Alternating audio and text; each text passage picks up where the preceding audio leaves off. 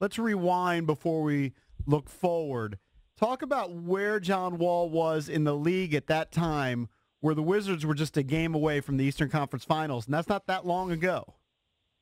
Not that long ago. He was a fringe top 10 player who had one of the best playoff runs in the postseason that year. I mean, we're talking 27.2 points, 10.3 assists. If you go back to the series before the Boston series, he just annihilated Atlanta. It was almost 30 points per game, 10 assists, shot 53% overall, 47, from three. And you looked at him and you're like, wow, I mean, this guy is ready. The entire regular season that year, he had his best regular season. That was the year in which Bradley Beal took a huge step forward.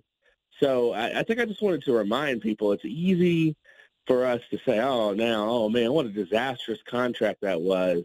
There's no way they should have signed him to that. At the time, he was trending in the right direction, a 26-year-old who had his best season. And at the time, you're thinking, okay, he is capable of carrying the Wizards forward. I mean, they won 49 games that year. You're thinking, all right, maybe this team can finally be a consistent 50-something win team. But since then, I mean, it's been a nightmare scenario for the franchise and for the player. Yeah, I mean, Jerry, they just got burned, man. Like you said, he had a great year. They really had no other option. They had to keep their franchise player. He was the number one pick in the draft. You mentioned they got almost to 50 wins.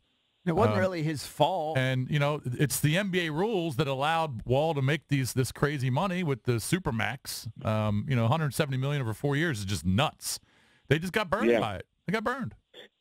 Yeah, they got burned. And I think you could say you should have been a little more patient and maybe waited until he came back and saw what kind of off season he had. But you know what?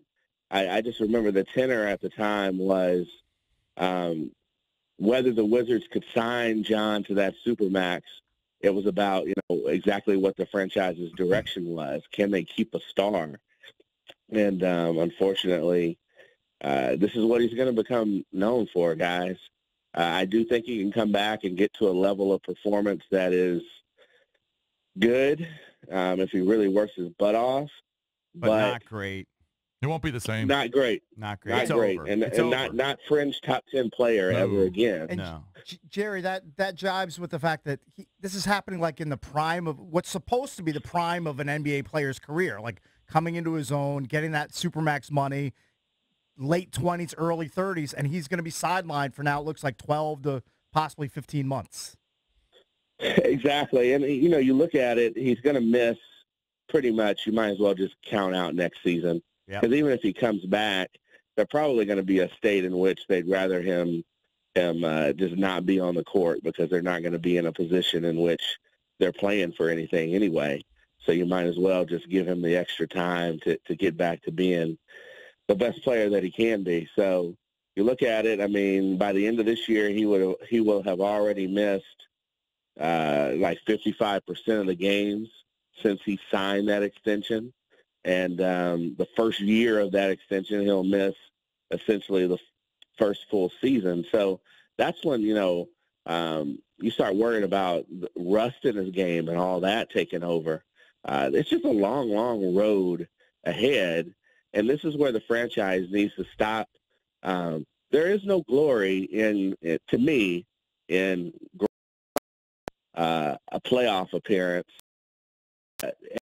taking the future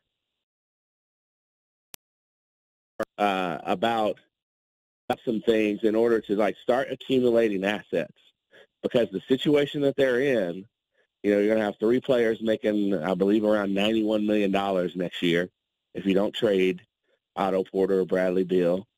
And you've got some young guys like Satoransky and who pay in order to keep them. You got to start thinking about cheap assets.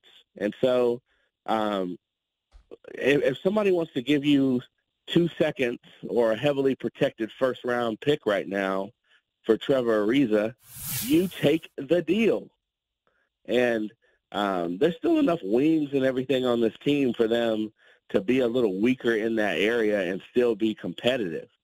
But you absolutely have to do that. If it comes down to playing Troy Brown a little more or playing a veteran down the stretch, you play Troy Brown to get him ready. Right. You got to start looking towards the future, and you got to start really the real focus has to be on cheap talent, because you got too many guys making too much money who can't live up to these contracts right now.